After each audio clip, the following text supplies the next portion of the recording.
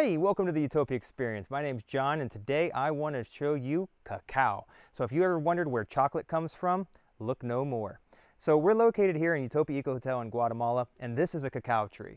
Basically, it's a fruit tree, and it's a really unusual fruit tree. Like I said, if you look at here, these are the pods, and it grows year round. You know, if we think of most fruit trees, like an apple tree or an orange tree, it blooms, it blossoms, and it produces fruit once a year. Whereas if we look here on the cacao tree, we can see all stages of life. Like right here is a little tiny flower, a little blossom. And here we have the little tiny pods that are just starting out. And we can see some baby pods that are probably around 3 weeks to a month old. And we can see some much larger pods up here that are getting ready to be harvested. So we have all stages of life on the tree at any given time. And for me, this makes it an incredibly magical tree.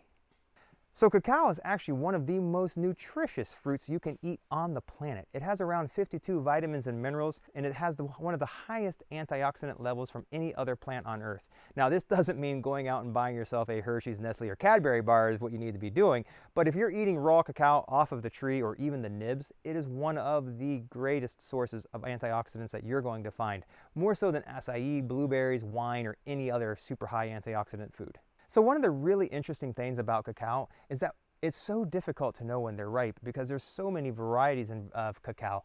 So like I said, this one here is quite purple with some green. We have other cacao pods that are completely green, some that are purple, and some that are even orange.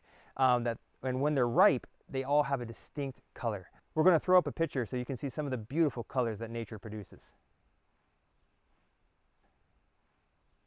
So basically, I want to show you what the difference between a ripe pod and a non-ripe pod when we open it. So our friend Mauricio here, he's going to open this up. ¿Puede abrirlo?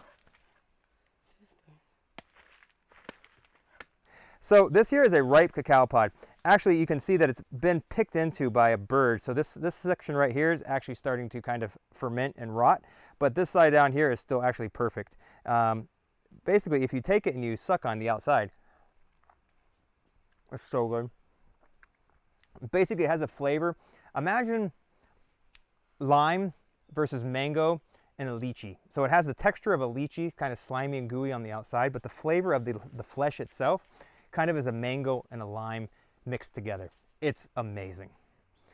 So here we can see a pod that is not ripe.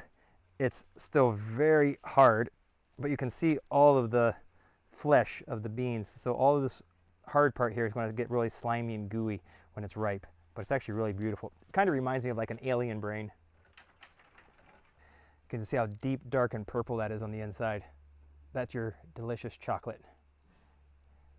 Well guys, I hope you enjoyed this little glimpse into the world of chocolate. If you did, hit that like and subscribe button and stick around because we're going to be making some other videos really shortly on the fermentation process of this, the sun drying of the bean, and how we actually take and process this into a delicious homemade chocolate using nothing but a food processor.